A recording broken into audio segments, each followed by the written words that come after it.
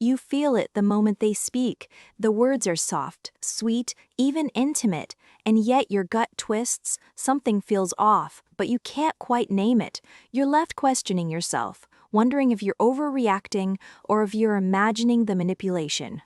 By the end of this, you'll see clearly the 6 things narcissists say that sound loving but are actually controlling, manipulative, and emotionally toxic. You'll understand the hidden meaning behind the words and how to respond without losing yourself. Narcissists are masters of disguise. They hide their control in compliments, in care, in words that feel like warmth. The danger is that your natural desire to trust and connect blinds you. The first thing they say is, "I just want what's best for you." It sounds protective, caring, even loving, but pay attention. It often comes with pressure. They frame their demands as concern, but what they really want is compliance. It makes you doubt your own choices and puts them in the driver's seat of your decisions. Mini takeaway: real love supports your autonomy, not replaces it with someone else's agenda. The second phrase is, "You're the only one who understands me." At first, it feels flattering, intimate, special. They make you feel unique, like you alone hold the key to their happiness. But this is a trap. It isolates you emotionally and subtly convinces you that if you leave, they'll collapse. The danger is that it creates guilt, and you start prioritizing them over yourself. The third phrase is, "I can't live without you." It's dramatic, heart-wrenching, and it tugs at your empathy. It feels like love, but it's a leash. They weaponize your compassion to create obligation.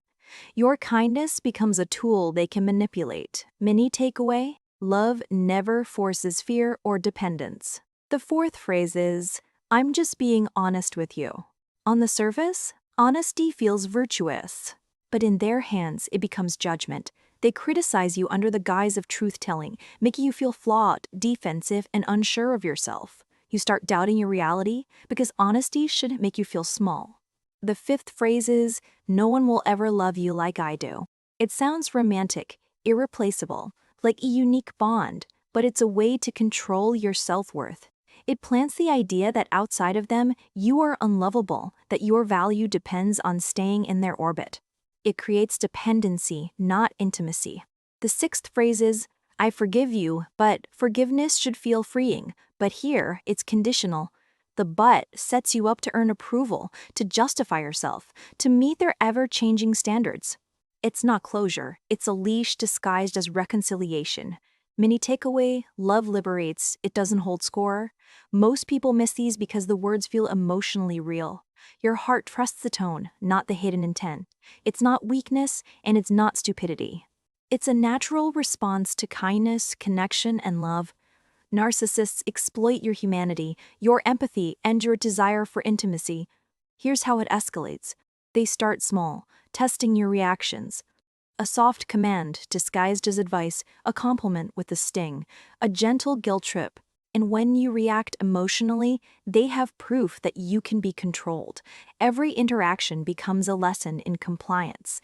The cumulative effect is doubt, confusion, and erosion of confidence.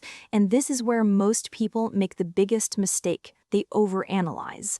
They try to argue with the intent behind the words. They explain themselves. They defend their perception of reality. Every defense gives them fuel. Every justification reinforces the game. The better response is simple, quiet, and consistent.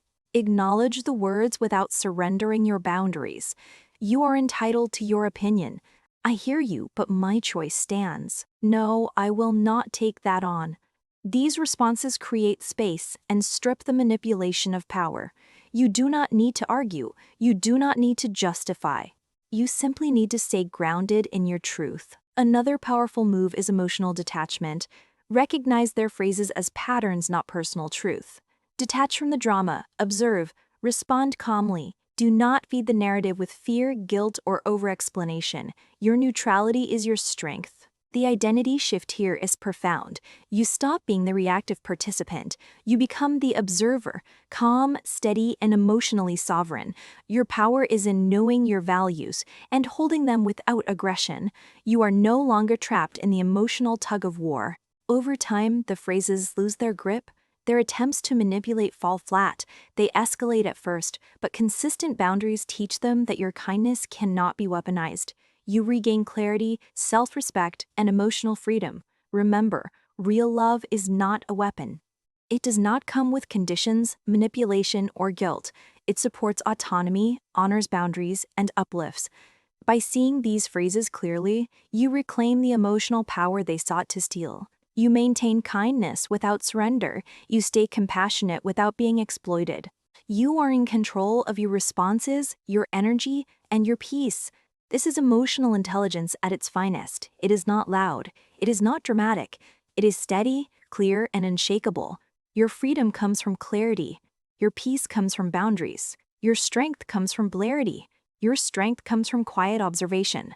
And once you understand this, you can listen to love without fear. You can trust without losing yourself. You can give without being weaponized. You are no longer vulnerable to words that masquerade as affection.